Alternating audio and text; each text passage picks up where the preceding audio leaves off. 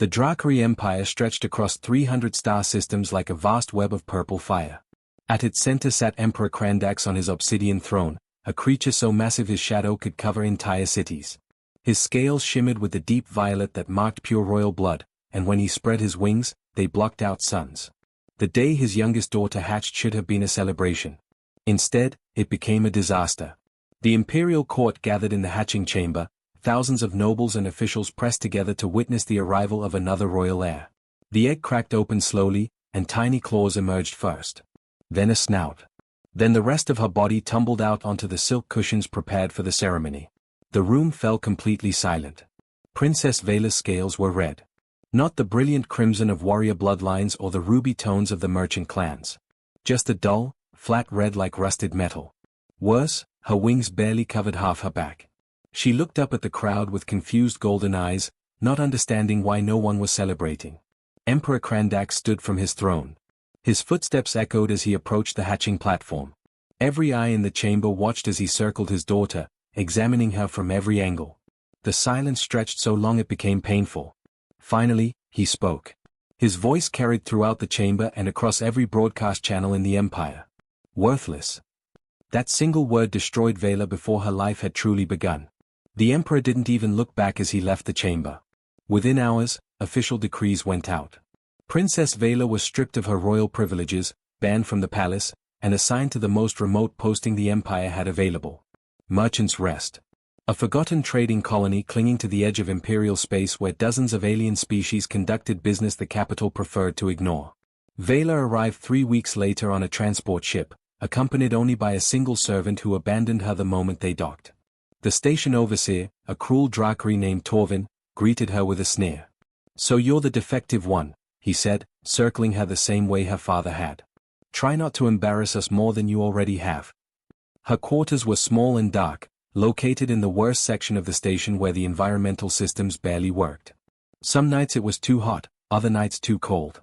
Vela spent most of her time curled in the corner, replaying her father's words over and over.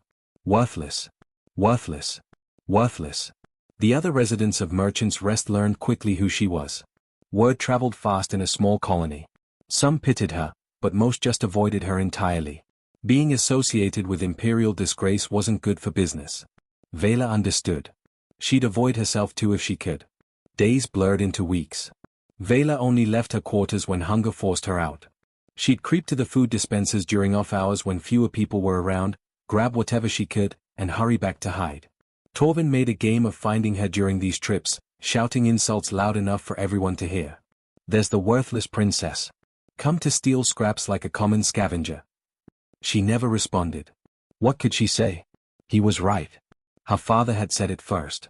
One evening, about 2 months into her exile, Vela made a mistake. She left her quarters too early, and the main bazaar was still crowded with merchants closing their stalls. She kept her head down, trying to move quickly through the press of bodies.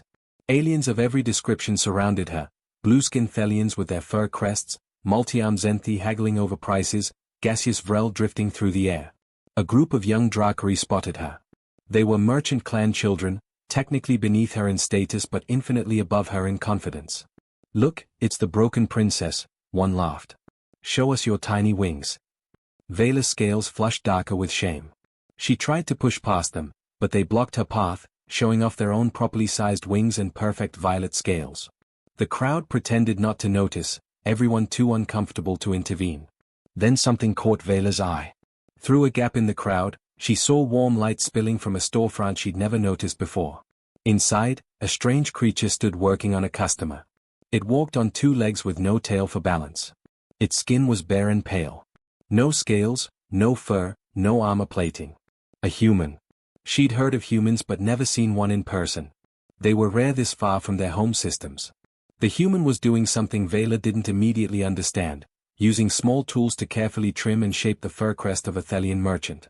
But what struck her most was the expression on both their faces. The Thelian looked relaxed, almost happy. And the human worked with such focus, such care, like this simple task actually mattered. The Drakari youths eventually got bored and left. Vela stood frozen, watching the human work. When he finished, the Thelian looked at himself in a mirror and his whole face lit up with joy. He paid the human, clasped his shoulder in thanks, and left smiling. The human turned then and looked directly at Vela. She expected disgust or fear or pity. Instead, he just smiled and gestured for her to come inside. For reasons she couldn't explain, Vela found herself walking toward that warm light. Maybe it was loneliness. Maybe it was curiosity. Or maybe some part of her, buried deep under all the shame, still hoped that worthless wasn't the only word that could describe her. The sign above the door read Cooper's Cuts in a dozen different languages. She stepped inside. The shop smelled different from anywhere else on Merchant's Rest. Not the recycled air and industrial cleaners that filled the station, but something warmer. Jake Cooper stood wiping down his tools, humming a tune Vela had never heard. He looked up when she entered and his face showed no recognition, no judgment. Just a simple, genuine smile. "Hey there. Come on in. You look like you could use a pick-me-up." Vela froze in the doorway. No one had invited her anywhere in months. She almost turned and ran, but Jake just gestured to the chair. "Seriously, come sit. First consultation is always free. I'm Jake, by the way." She moved slowly to the chair, her claws clicking on the floor. Up close, humans looked even stranger than she'd imagined. So small and fragile, with no natural weapons at all. How did they even survive? Jake studied her reflection in the mirror. Not the way her father had examined her, looking for flaws. This was different. Professional. Like he was solving a puzzle. "So," he said, leaning against the counter. "What brings you in today?" Vela's voice came out barely above a whisper. "Can you make me look less terrible?" Jake raised his eyebrows. "Terrible? Who told you that?" "Everyone. My father. The Emperor." She looked down. "He called me worthless." There was a long pause. Then Jake pulled up a stool and sat down so they were eye level. "Okay, first lesson. You're not terrible. You're just presenting yourself like you expect everyone to hate you. And people pick up on that energy." He pointed at her scales. "These aren't the color everyone else has, right?" She nodded miserably. "Good. That means you're unique. Different isn't bad, it's just different. But you're slouching, hiding your wings, keeping your head down. You're telling the universe you're ashamed before anyone even gets a chance to judge you." "But my wings are too small." "So?" Jake shrugged. "I've got no wings at all. No scales either. No claws. Humans are basically walking meat sacks that'll die if the temperature drops too much or rises too much. We've got no business surviving in space at all. But here I am, running a successful business on an alien station, because I learned something important." Vela looked up at him. "What?" "You work with what you've got. Come back tomorrow. We're going to figure out how to make you shine." She did come back. And the day after that. And the day after that. Jake started with the basics. He showed her special oils that made her red scales gleam like polished gemstones instead of looking dull and flat. He taught her how to position her smaller wings at an angle that looked elegant rather than stunted. He demonstrated posture, how standing straight with her shoulders back changed her entire appearance. "Dragons, humans, doesn't matter," Jake said during one session. "Confidence is 90% of how people see you. You could be the most beautiful creature in the galaxy, but if you're hunched over looking miserable, nobody's going to notice." But the physical changes were only part of it. Between grooming lessons, Jake talked. He told stories about Earth that seemed impossible. He described a planet where humans had once been prey animals, running from creatures with bigger teeth and stronger claws. They'd survived by being clever, by working together, by refusing to accept that weakness meant worthlessness. "I used to be an accountant," Jake said one afternoon while buffing Vela's scales. "Spent 10 years in a corporate office on Earth. Made good money, had a nice apartment, everything society said I should want. And I was miserable every single day." "Why?" Vela asked. "Because I was doing what everyone else said I should do instead of what I actually wanted. Everyone told me opening a barbershop was stupid, especially out here in alien space. My family, my friends, my boss. They all said I was throwing away a good career for something worthless." Vela's head snapped up at that word. "They called it worthless?" "Yep. Said I was wasting my potential. But you know what I figured out?" Jake met her eyes in the mirror. "Worth isn't something other people assign to you. It's something you create through your choices. I'm happier cutting hair on this random station than I ever was pushing numbers for a corporation." The lessons continued for weeks. Jake taught Vela how to make eye contact, how to speak clearly instead of mumbling, how to enter a room like she belonged there.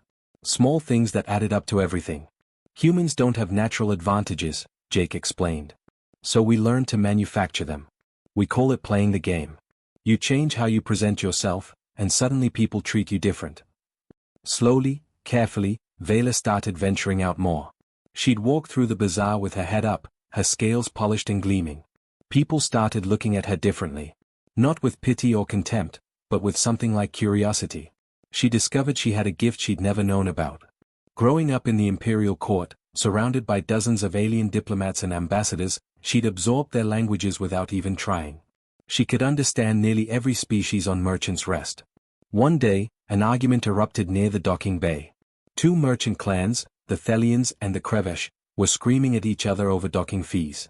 The station security stood helplessly aside, unable to understand either species clearly. The situation was escalating toward violence. Vela found herself walking toward the conflict before she'd consciously decided to move. Jake's words echoed in her head. Confidence is 90% of how people see you. Excuse me, she said loudly in perfect Thelian. Both sides stopped shouting and stared at her. She switched to Krevesh. I believe there's been a misunderstanding about the docking schedule. For the next 20 minutes, Vela translated between the two groups, asking questions, clarifying positions, finding common ground. It turned out the whole fight was based on a simple scheduling error. Within half an hour, both clans were apologizing to each other and agreeing to split the docking fees fairly. The crowd that had gathered watched in stunned silence as the worthless princess calmly resolved what could have become a riot. When she finished, several merchants actually thanked her. Vela walked back to Jake's shop in a daze. He looked up from his work with a knowing smile. Good day? I helped people, she said, wonder in her voice. They listened to me. They actually listened. Jake put down his tools and gave her a proper look. The scared, hunched creature that had first shuffled into his shop 2 months ago was gone. In her place stood someone who carried herself with quiet dignity, whose red scales caught the light like rubies, whose small wings were positioned like a deliberate fashion choice rather than a defect. You want to know the real secret? Jake said. You were always capable of this. I just helped you see it. Worth isn't about what you look like or what you were born with. It's about what you choose to do. And you're choosing to be someone who matters. Over the following weeks, Vela became a fixture in the bazaar.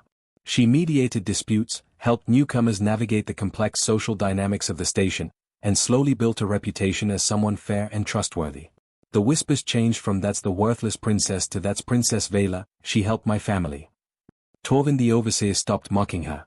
Not because he'd grown kind, but because the merchants had started defending her, and he wasn't stupid enough to anger the people who made the station profitable. For the first time since hatching, Vela went to sleep feeling like her life had purpose. She'd found something she was good at, something that mattered. The Emperor's word no longer defined her. Then the Imperial fleet arrived, and everything changed.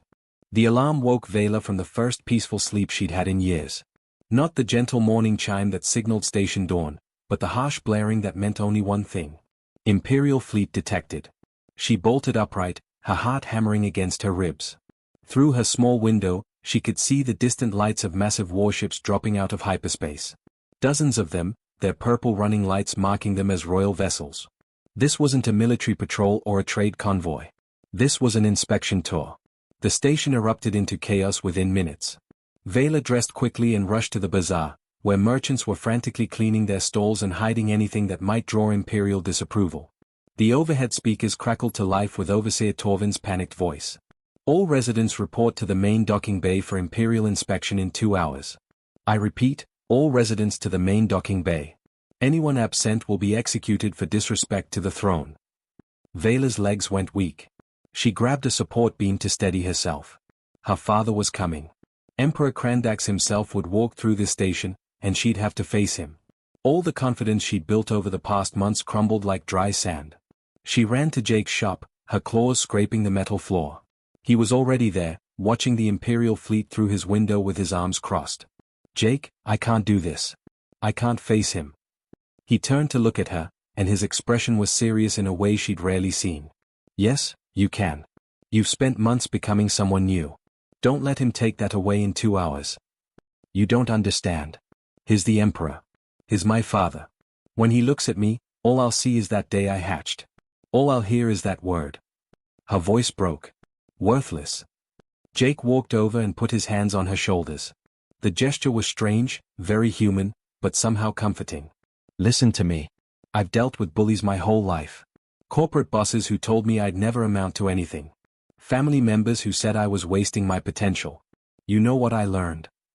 Vela shook her head, unable to speak. Bullies have power only if you give it to them. Your father said one word years ago. One word. And you've been carrying it around like an anchor ever since. But Vela, you've changed. You've helped dozens of people on this station. You've built something real here. That's not worthless. That's the opposite of worthless. But what if I freeze? What if I look at him and just become that scared hatchling again? Jake smiled, that confident human smile that somehow made impossible things seem manageable. Then we practice. Right now. I'm going to be your father, and you're going to face me. For the next hour, Jake roleplayed the confrontation. He made himself as intimidating as a small human could manage, throwing out harsh words and criticism. At first, Vela stumbled over her responses, her voice shaking. But Jake was patient, making her repeat it again and again until the words came naturally. Remember, he said during a break. Humans conquered Earth not through strength but through persistence. We fell down, we got back up. We failed, we tried again. That's the real human advantage. We're too stubborn to stay defeated. He taught her what he called the human stance. Shoulders back but relaxed, not aggressive. Chin level, not raised in challenge or lowered in submission. Eyes steady, meeting the gaze without staring. Breathing slow and controlled. Your body language tells a story before you even speak, Jake explained. Make sure it's telling the right story. When the 2-hour warning sounded, Vela looked at herself in Jake's mirror. Her scales gleamed like rubies. Her wings were positioned elegantly. She stood straight and calm. From the outside, she looked confident. Inside, she was terrified. One more thing, Jake said as they prepared to leave. He pulled out a small bottle of oil, something he'd been working on for weeks. This is a special blend. It'll make your scales shine even brighter under those harsh docking bay lights. But more importantly, every time you smell it, remember this shop. Remember who you've become here. Let that be your anchor. He applied it carefully, and the scent was warm and slightly sweet, nothing like the industrial smells of the station. Vela closed her eyes and breathed it in, letting it steady her nerves. They walked to the main docking bay together, joining the stream of nervous residents. The bay had been transformed into something resembling a throne room, with hastily arranged standing areas for different species and a clear path down the center.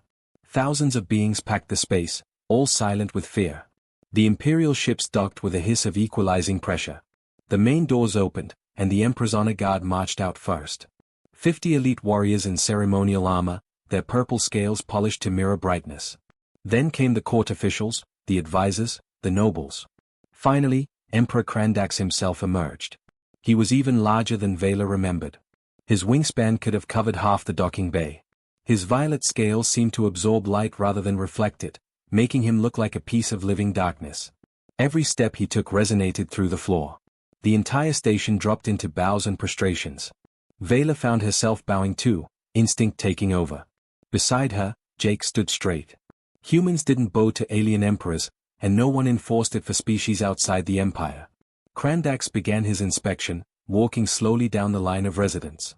He said nothing, just examined each section with cold, calculating eyes. Overseer Torvin scurried alongside him, babbling explanations and apologies for various perceived deficiencies. The Emperor's gaze swept over the crowd, and Vela felt the moment it landed on her. Time seemed to slow. She smelled Jake's oil blend and remembered her reflection in the mirror. She thought about the merchants she'd helped, the disputes she'd resolved, the life she'd built. Slowly, she raised her head and straightened from her bow. Krandax stopped walking. His eyes narrowed. For several seconds, he didn't seem to recognize her. How could this poised, gleaming creature be his defective daughter? Then recognition hit, and his expression darkened with rage. You, he said, his voice shaking the walls. You dare show yourself before me? The crowd held its collective breath. Torvin looked like he might faint. But Vela kept breathing, kept her stance, kept her eyes steady. Father, she said clearly. I live here. I serve this colony. You are a disgrace to the Imperial bloodline. Your presence here shames everyone who sees you. His tail lashed behind him, a sign of barely controlled fury. You should have hidden yourself away, not paraded around like you matter. Something inside Vela shifted. She thought about Jake's words. Bullies have power only if you give it to them. She'd given her father power over her entire life. But he'd been wrong about her. She wasn't worthless. She'd proven it. I have brought peace to this colony, Vela said, her voice steady and clear. I have mediated disputes between 5 different species. I have helped merchant clans avoid violence and bloodshed. The beings here prosper partly because of my efforts. She gestured to the crowd around her. If you doubt me, ask them. Ask any of them if I am worthless. The silence was deafening. No one spoke, but Vela saw nods throughout the crowd. The Thelian merchant she'd helped months ago stood straighter. A Krevish trader raised his head slightly in agreement. Emperor Krandax's scales flushed darker, a sign of mounting rage. Who taught you this defiance? What fool dared corrupt a member of the imperial family with these delusions? Before Vela could answer, Jake stepped forward. Every eye turned to the small human who barely reached Krandax's chest. That would be me, Your Majesty. Jake Cooper. I run the barbershop on level 3. The Emperor stared down at Jake like someone might examine an insect. The size difference was absurd. Krandax stood nearly 15 feet tall with wings that could wrap around a building. Jake was maybe 6 feet, with no natural weapons or armor. Just soft skin and a calm expression that seemed wildly out of place. A human, Krandax said slowly, his voice dripping with contempt. A primitive groomer from a species that only recently achieved faster-than-light travel. And you believe you have the authority to reshape royal blood? Jake didn't flinch. I didn't reshape anything, Your Majesty. I just helped your daughter see what was already there. She did the hard work herself. The crowd was so silent Vela could hear her own heartbeat. No one spoke to the Emperor this way. No one contradicted him. Even his own advisors only offered suggestions phrased as questions. But here was this small human, standing his ground like he faced down emperors every day. Krandax's claws scraped against the metal floor. You corrupted an imperial princess with your backwards ideals. You filled her head with delusions of worth when her own father declared the truth of what she is. With respect, Jake said, and Vela could hear the slight edge in his voice now, you declared your opinion. That's not the same as truth. A ripple of shock went through the crowd. Several court officials made strangled noises. Overseer Torvin looked like he was praying for the floor to swallow him. But Jake kept talking, his voice steady. I've seen a lot of things in my years running this shop. Beings from 100 different species sitting in my chair. And you know what I've learned? Worth isn't about what you're born with. It's about what you do with your life. Your daughter chose to help people. That makes her valuable, regardless of what color her scales are. The Emperor's tail lashed violently, smashing into a support pillar and leaving a dent. You dare lecture me about worth? About my own bloodline? I'm just telling you what I've observed, Jake said calmly. You can be angry about it, but that doesn't make it less true. For a moment, Vela thought her father might kill Jake right there. The Emperor's whole body tensed, and his court guards reached for their weapons. But Krandax held up one massive claw, stopping them. No, he said quietly, which was somehow more terrifying than when he shouted. We will do this properly. By imperial tradition. The court officials began whispering urgently among themselves. Imperial tradition meant a trial, and trials were always brutal. Krandax smiled, showing rows of teeth designed to tear through starship hull plating. Human, you claim to have improved my daughter through your primitive grooming skills. You claim she has worth despite her obvious defects. Very well. Prove it.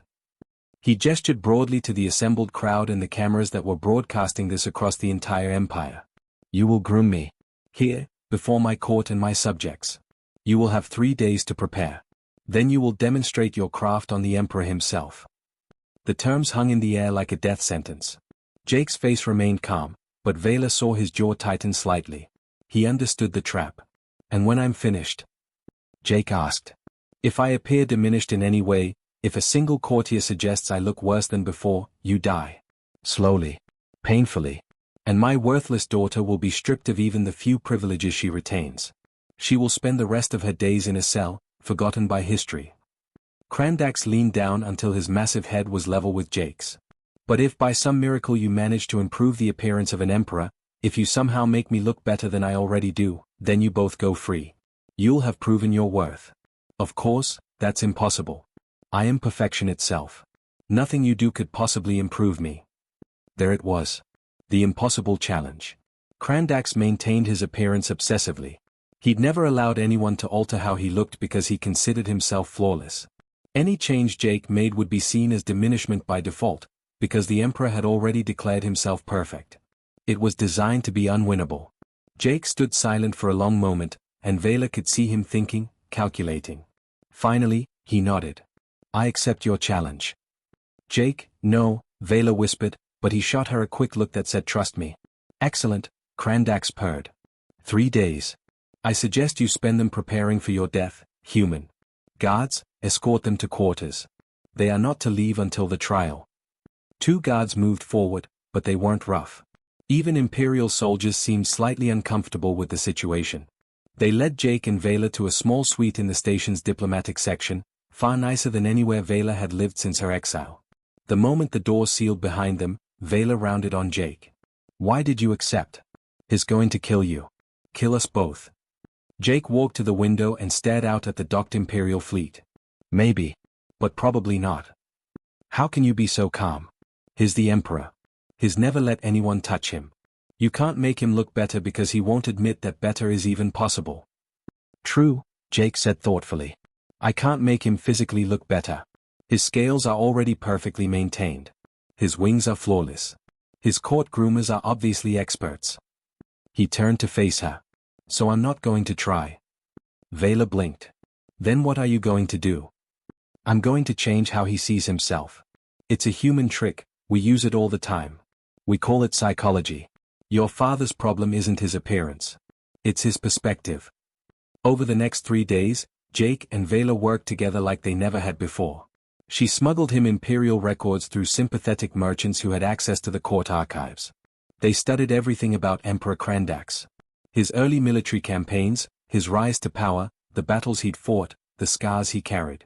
Look here, Jake said, pointing to an old image. See this wing? There's a patch where the scales grow differently. That's from the Battle of Kelef Station. He took shrapnel saving his flagship. He hides it, Vela said, remembering.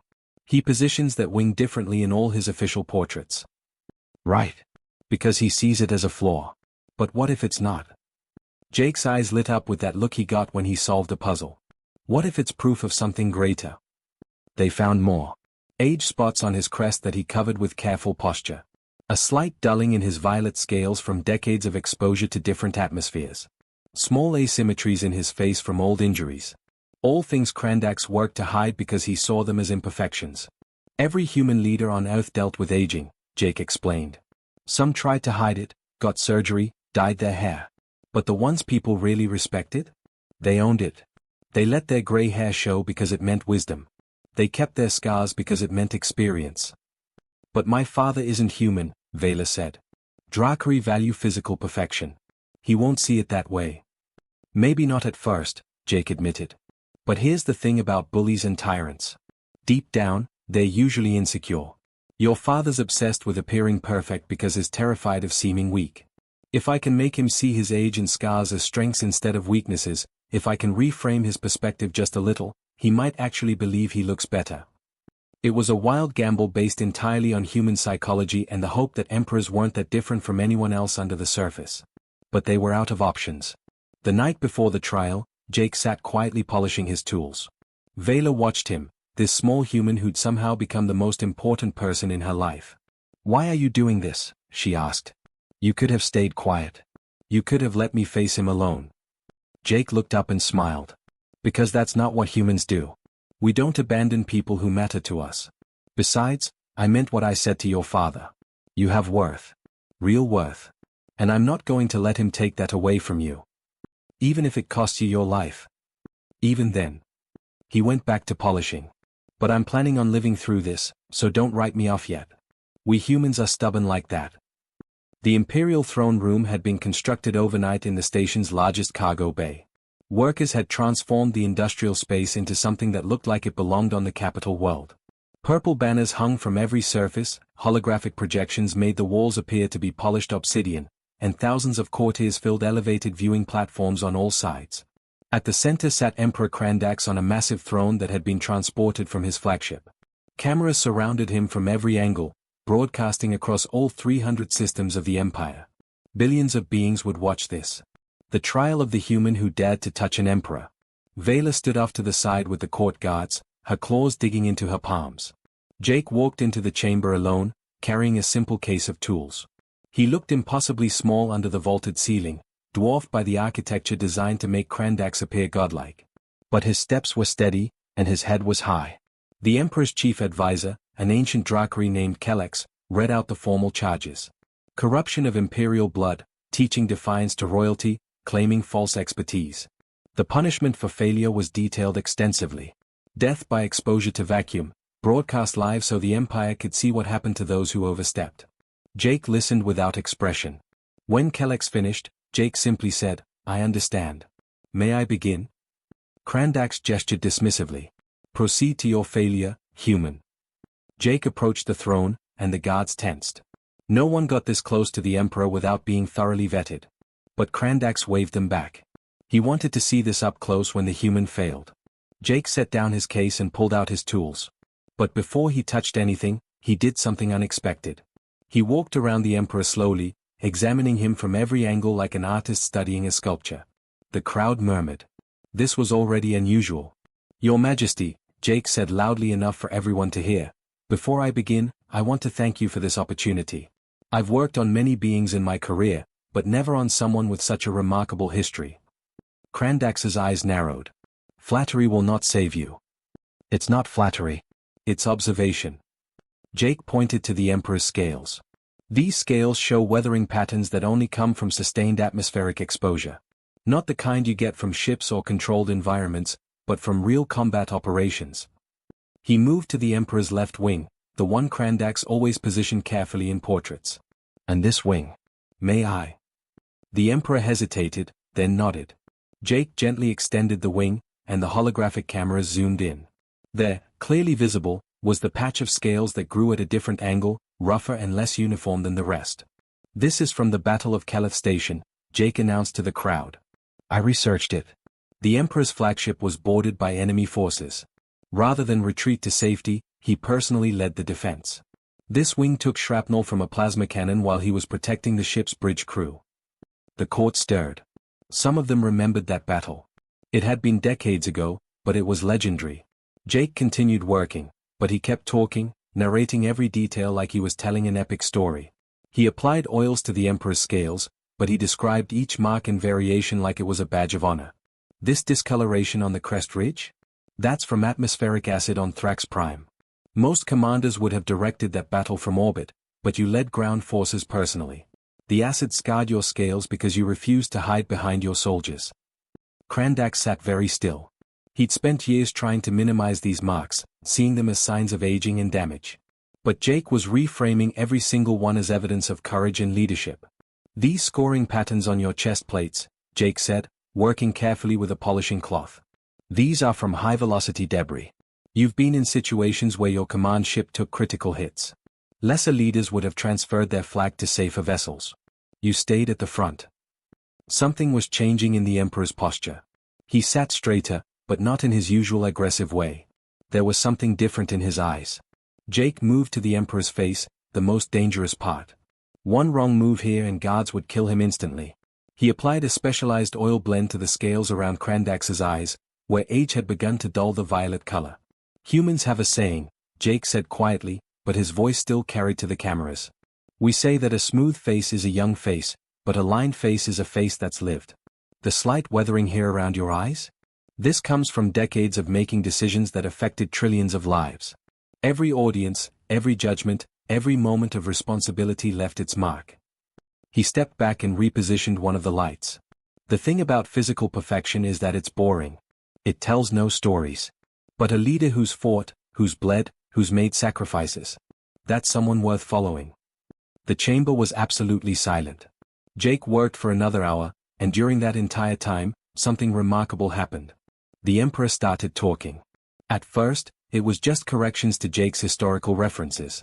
But then Krandax began sharing details Jake hadn't found in the archives. The terror he'd felt during his first battle. The weight of ordering soldiers to certain death. The loneliness of command when every decision was yours alone. Jake listened. Really listened. Not like a subject terrified of his emperor, but like one person genuinely interested in another's story. And Krandax, who'd been surrounded by fearful courtiers and yes-men for decades, found himself talking to someone who actually cared about his experiences rather than his power. Finally, Jake finished his work. He'd repositioned the Emperor's wings to show the battle damage proudly rather than hiding it. He'd polished the aged scales not to cover their weathering, but to make it catch the light dramatically. He'd adjusted the lighting to emphasize scars instead of minimizing them. But the real change wasn't physical. Instead of presenting Krandax to the court immediately, Jake did something that made the guards reach for their weapons. He handed the Emperor a mirror. Before anyone else judges, Jake said, "You should see yourself." Krandax took the mirror, and for the first time in decades, he looked at himself not as a leader trying to appear perfect, but as a being with a history. He saw the battle scars he'd been hiding reframed as proof of valor. He saw the weathering from age presented as evidence of experience. He saw himself not as a fading emperor trying to cling to youth, but as a legendary warrior king whose body told the story of an empire's greatest victories. The chamber held its breath. Then Emperor Krandax stood. He spread his wings fully, no longer positioning them to hide the old injury. He turned to face his court, and the cameras captured every angle. "What do you see?" he demanded of his courtiers. There was confused silence. This was the trap, wasn't it? If they said he looked better, they implied he'd looked worse before. If they said he looked worse, the human died but they'd insulted their emperor. Then an old general, a scarred veteran who'd served 3 emperors, stepped forward. "I see the leader who saved my life at Keleth Station. I'd forgotten the wing injury came from protecting us. I see the emperor who led from the front at Thrax Prime when others would have commanded from safety." Another courtier spoke up, emboldened. "I see the weathering of wisdom. The marks of experience." More voices joined in. Not fearful flattery, but genuine recognition. The court had been so focused on maintaining imperial perfection that they'd forgotten the emperor's actual achievements. Jake hadn't made Krandax look younger or more perfect. He'd made him look legendary. Krandax turned back to Jake. The human stood calmly, waiting for judgment. The emperor studied him for a long moment, and something like respect crossed his massive features.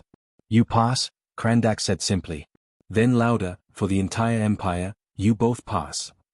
The relief that washed through Vela nearly knocked her off her feet. But the emperor wasn't finished. "Human, you've done something I thought impossible.